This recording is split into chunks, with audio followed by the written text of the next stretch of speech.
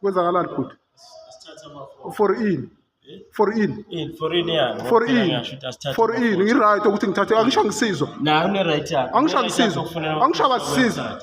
basize yabo ngasize kumele ngizoyiposta lento ngoba basize abasize ke abasize ke manje bathi ngihlale phansi ngihlala phansi kanjani umntwana agula awungitsheli yona abantu bayagula la bona uzotshela abantu ukuthi abantu bayagula nawa ama-security bathi ngingathathi ifoto sila eclinic manje naba babhizi benze up and down la abantu bayagula bahleli phansi bana 2 hours. How many hours you've been here, my guy? Seriously sick here. How many hours you've been sitting here? 2 hours. 2 hours. Only for J88, only to sign it. For check up. Angeke abantu bagula bese nizositshela ukuthi sihlale phansi singabhalisanga. Anisijwayela kabi. Awu. People sleeping here. Asking safely.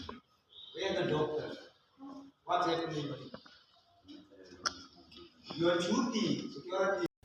Hello Mzansi, welcome to Mkosa Mzansi. If today is your first time visiting this channel, please do the right thing and click the subscribe button, and also don't forget to smash the like button. In the video securely tag lapana go TikTok lapho di athatha picture khona athatha ama video rather lapha clinic ePolar Park clinic la babonakala khona abantu sekubafundile layinini bangasidwa athi ama-security makathaya mkhuda ubhuti wabhoka ngelaka washo nje ukuthi abahlukane naye i-right yakhe ukuthi athathe i-picture and le picture lena le video rather le video toyi-poster so that everyone will see the kind of treatment they get laphana ePolar clinic. So people had a lot to say about the video lena. Some said ukuthi ama-security ayathanda kutenda abo-doctor, some said ukuthi i-right yakhe vele ukuthi ashuthe, some said ukuthi kurong lula kwendako, said ukuthi wonke umuntu ne-opinion yakhe lehlezi ihlukile. Please do comment what you think about this video. Mina nawusiwana ngileta. I'm signing out. Goodbye.